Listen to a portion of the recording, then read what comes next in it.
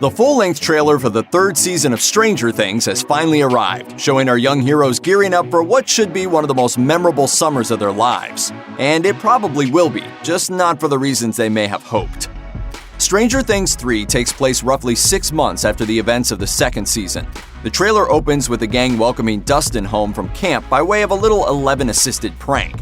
The trailer doesn't outright say what year the third season is set in, instead cluing us in to what time it is with Motley Crue's 1985 hit Home Sweet Home playing on Dustin's boombox. You can also see the current year on Dustin's hat. The name of the camp Dustin's returning from, Camp Nowhere, seems like it might be a reference to a location in the Guardians of the Galaxy, a franchise with its own nostalgic ties to the 80s, from a writer-director who's made his fair share of slimy Stranger Things-esque creature features. Joining the cast for Season 3 is Cary Elwes, who would hold a special place in the hearts of certain film fans forever, even if he had never done anything but portray the lovelorn Wesley in the 1987 classic The Princess Bride. As you wish. Elwes' role isn't so lovable this time around. He plays Mayor Klein, previously revealed in promotional materials for Stranger Things 3 as the shady driving force behind the construction of the new Starcourt Mall. Character descriptions from the new season have described the character as, quote, handsome, slick, and sleazy, your classic 80s politician, more concerned with his own image than with the people of the small town he governs. So, on top of all the other monstrous activity, it looks like Season 3 will have something of a political angle at work. Also joining the cast this season is Jake Busey as Bruce, a writer for the Hawkins Post. But he's no crusading journalist seeking to expose Mayor Klein's corruption. His character description pegs him as a man of questionable morals with a sick sense of humor. We see only the briefest of shots featuring the character in the trailer, and he looks sick all right. He appears to be standing in the hall inside some kind of research facility, most likely the Hawkins National Laboratory that's connected to all the town's interdimensional goings-on. He's unkempt with his tie undone, smeared with blood, and sporting a twisted smile. His appearance is the first of several clues which may hint at Hawkins' big problem this year. There seems to be some kind of infection going around, one which looks to have also spread to Billy Hargrove, everyone's least favorite evil stepbrother.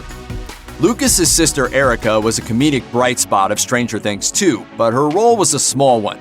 This season, we're going to find out a little more about her, not the least of which is the fact that, apparently, the prospect of coming face-to-face with zombified townspeople and horrific spider-looking monsters doesn't freak her out in the least.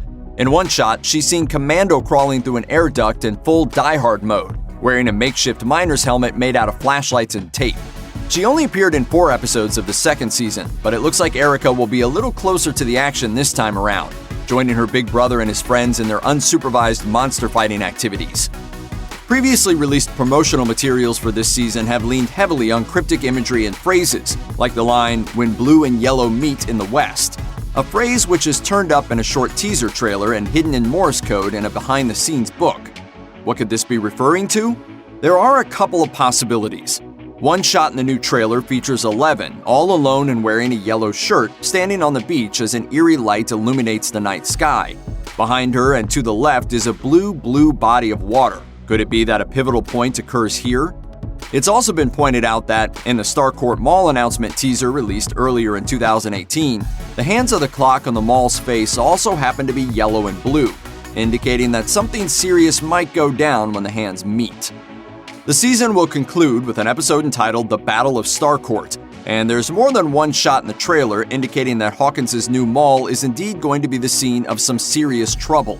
One shot sees Steve, Dustin, Erica, and newcomer Robin, a co-worker of Steve's at the food court ice cream shop, barricaded behind a set of the mall's sliding doors. Another shot shows the whole gang battered, bloody, and looking ready to take on whatever adversary has invaded their new shopping center. We also seem to have gotten a bit of clarification on the title of Episode 3, The Case of the Missing Lifeguard. An early sequence reveals that Billy has a new job as a lifeguard at the local pool, and he exchanges a flirty glance with a cute coworker who passes by him.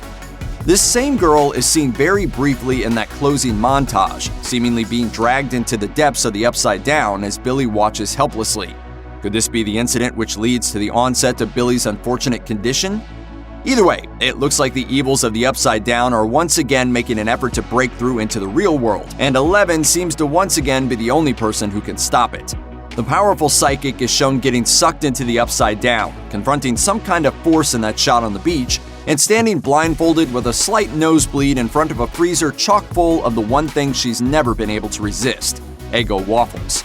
But most tellingly, the spot's final moments see her in that same yellow shirt, face full of righteous anger, nose bleeding like a faucet, facing off against that grotesque spider thing. Let's hope she gets to have at least one Eggo first.